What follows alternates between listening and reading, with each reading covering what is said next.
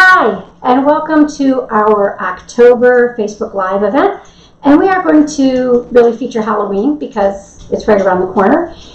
Even though it's kind of warm outside still, unusually so for Ohio, chili is a great dinner for Halloween night. You can make it the day before, and so it's ready when the kids are ready to go trick-or-treating. They can have a little something in their tummies before they head out. But I'm not actually going to demonstrate making our chili. It is on our website. It's called Ghoulishly Good Chili. So it's good for any time during the winter. I did make it so you could see what it looks like finished. And I will be enjoying this after we do our little Facebook Live here. The key to this chili that is so great is that it uses our harissa olive oil when you're sauteing up the meat and the onions and everything. And so all those great spices are already in there. And that's the great thing about some of our fused and infused oils. And then also, because when you use a lot of tomatoes, and these actually, since we still have tomatoes on the vine, I chopped them up and tossed them in there. You want to put just a little bit, usually our grandmothers used sugar to take some of that acidity out of the tomatoes. We use our espresso balsamic vinegar in this recipe. And balsamic vinegar is naturally sweet with natural sugars from the grapes it's made from. And also espresso brings out the flavor of the beef. Great combination. So make that recipe. It's very easy. Saute one pot, the whole thing for chili. That's going to be great. The other thing we have simmering right now is our cider with wassail spices going. So this is a great combination for the kids. Definitely make it. And what goes great with that but the cornbread? And that's what I want to show today because people seem to be a little intimidated about baking. And I think maybe some of those techniques and those very intricate baking recipes intimidate people. But a nice quick bread is a way to start. If you are not into baking, this is definitely just a two-bowl recipe. Most quick breads are. And so it's also a great thing to do with your kids because you can have everything measured. You have all the dry ingredients in one bowl, all the wet ingredients in another. They can dump, turn it over, put it in your pan, and bake. So that is what we're going to do. This is going to be our finished product. I love this Halloween cornbread recipe because it has a little bit of pumpkin in it. And that extra pumpkin with all those nutrients from pumpkin, you can also use a sweet potato. Just microwave it and mash it up. You can use squash. But I used pumpkin and I used canned pumpkin in this because the canned pumpkin, they do a really pretty good job canning it. If you want to make your own pumpkin, make sure you get a sugar pumpkin, cut it in half, put it cut side down on a baking tray and just bake it. It'll get very soft. You can mash it. And there's lots of recipes online for that. So we're going to do our Halloween cornbread. It's great then the next day as well for breakfast. Great with some jams. We have a great Meyer lemon jalapeno jam for all those adults that want something not so sweet on their cornbread. It's delicious. So we're going to get started. Sandy says she's anxious to try it. Thank you, Sandy, and thanks for joining us. Also, Becky is here again. Thank you, Becky. And she will field any of those questions to me, so keep them coming. We're going to get started on the cornbread. First thing is, in this rendition of it, I'm going to use a cast iron pan. You can also use a cake pan, an 8-inch square pan. You can do little muffins if you'd like. I like using the cast iron pan because I am going to heat this pan up as I preheat my oven. When I pour the batter in, it gives it that nice crispy crust on the bottom, which I really, really enjoy. So first thing I'm going to do is oil this pan. I'm going to use the same oil that I am using in the recipe. So I'm going to use our butter oil. And our butter oil is a plant-based proprietary recipe that our infuser has actually patented. And so there is no dairy in it at all. It is great for people who are vegan, and it has a great natural butter flavor, great for popping popcorn, for making cabbage and noodles. I am brushing the bottom of this pan, as you can see. It has a nice coating of the oil. But our butter oil is really nice as a substitute for butter. We have a conversion chart on our website, and so if you are baking with it and your recipe calls for oil, it would be an equal substitution. So if it calls for a 1/4 cup of oil, you can use a 1/4 cup of extra virgin olive oil, and you can use any flavor you'd like. I've made this recipe with our blood orange olive oil, and the blood orange with the pumpkin and the cornmeal is a really nice combination. Since butter is our flavor of the month, we are going to feature it with our butter oil. You can also make it spicy if you want to use our harissa oil or bakludi, which is very spicy. It is also really nice. You can do half and half butter oil and half bakludi. So you have a little bit of heat, but not too much. So our pan is oiled. I'm going to toss it in the oven and put it on to preheat. And the beauty of this recipe is by the time we are done, this will be preheated and hot and ready for me to put it in. So it literally takes 10 minutes to put this cornbread together. That's why it's so great. So in it's going. Alice, Jim, Alyssa, and Liliana say hello from California. Hello! And I saw Liliana at the beach the other day in her cute little beach outfit from San Francisco. She's adorable. So thank you for tuning in, and always for all of your comments and questions. I really, really appreciate it. Okay, so our cast iron skillet is in the oven. If you're using an 8-inch square pan or a cake pan or a muffin tin, you do not need to preheat it. In fact, it's better if you don't. But the cast iron takes a while to get hot. So if you put the batter into the cold cast iron, the bottom will not really get done as nicely as you may like it. That's why it's nice to heat it first. Okay, I'm going to move our finished cornbread and our wonderful butter olive oil and get started. So this is a 4-step recipe. Number 1, the pan goes in the oven. Number 2, our dry ingredients go into the bowl. And usually when it says mix all dry ingredients, I just start at the top of the recipe and make my way down. But there is a little alert there. As soon as I see brown sugar, I know that when I measure out brown sugar, it kind of packs.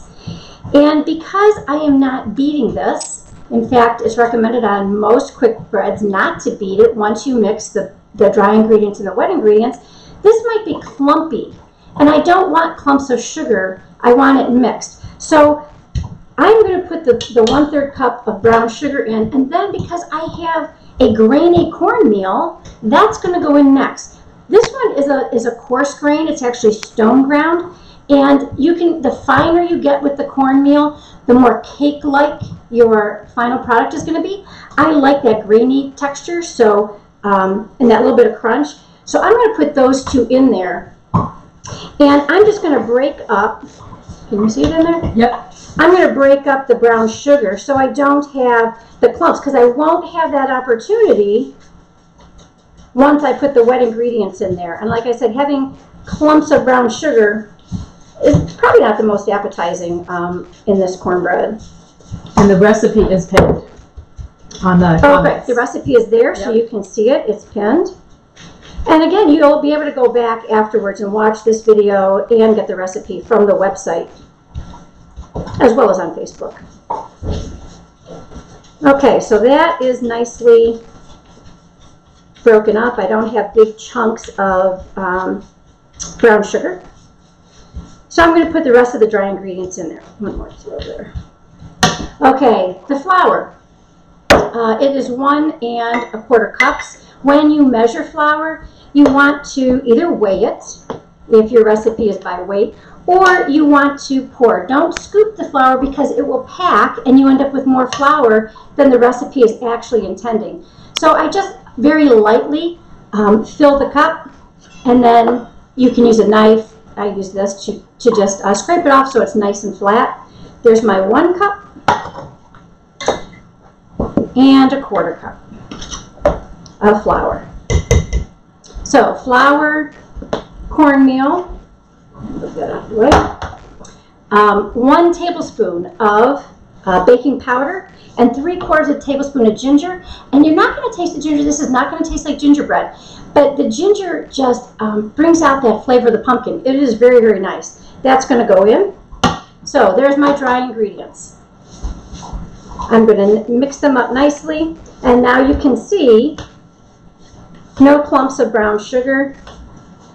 This is the point where you want a nice mixture. Because again, once we put the wet ingredients in there, we just want to turn it over. We don't want to be beating this. So here's where we mix it well. Our dry ingredients are done. 1 bowl. That was step 2. Step 3 is our wet ingredients. And this is the same concept as the dry ingredients. This is where we're going to mix well before we add it to the dry ingredients so that we have a nice mixture and we don't have to beat this batter. When you beat a quick bread batter, especially like cornbread or pancakes, things like that, they get tougher. So 2 eggs, and I'm going to do the buttermilk, which is 2/3 of a cup. I'm going to grab a whisk, which I thought I had right here. And I'm going to get those eggs beaten with the buttermilk first. I love a heavy bowl for whisking. I know I say that all the time because I don't have to hang on to it. Okay, my eggs are nicely whisked with the buttermilk. I'm going to add the 3 tablespoons of butter oil because it is our flavor of the month. Again, you can use any oil you want. If you want this to be herby, because pumpkin can be either sweet, even with the sugar that we have here, that's a minimal amount of sugar. And it brings out the flavor of the pumpkin, but this cornbread is not going to be real sweet. This isn't southern cornbread. We have another recipe on the website, which is olive oil cornbread, and that's a true southern cornbread recipe. It's on the sweet side. The last thing that's going in is our pumpkin. And this is 3/4 of a cup. I'm sorry, 2/3 of a cup of pumpkin.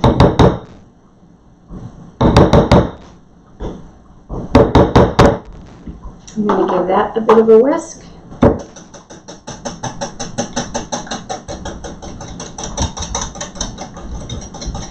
So when I put these two together, the wet ingredients and the dry ingredients, I don't need to mix the eggs together. I don't need to blend in the different dry ingredients. Everything is mixed separately. Okay.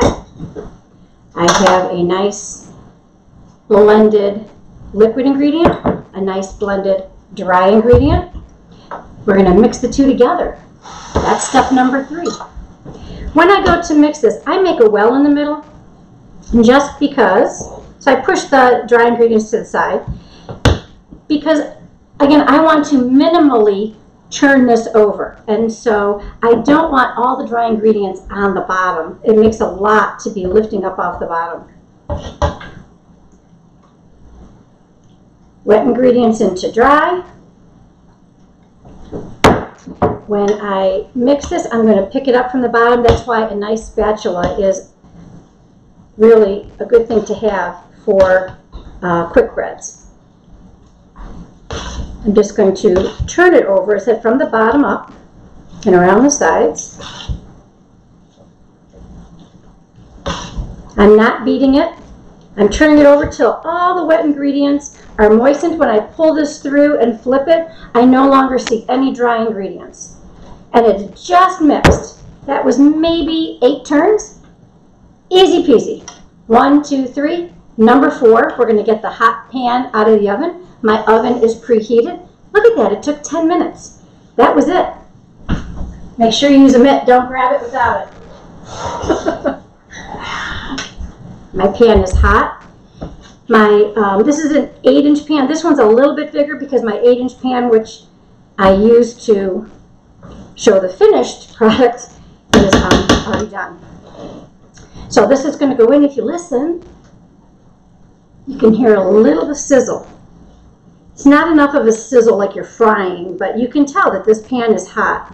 So you want to work just a little bit quickly here, and you don't want to over move the batter because what's on the bottom is already starting to cook. So I'm just going to push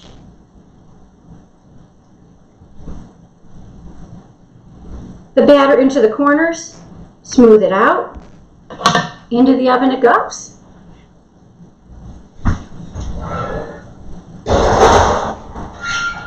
And voila, not only did it cook in 35 minutes, but it became round. No, this is my 8-inch. This is what it should be the size of. Because of the baking powder, it rises nicely.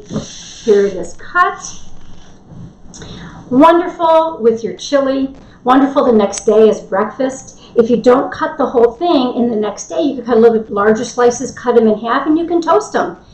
Wonderful, and it's healthy. We've got cornmeal, we've got pumpkin, we've got a pure extra virgin olive oil. The base of our butter oil is an extra virgin olive oil, and then it has been infused with those plants that create that butter flavor.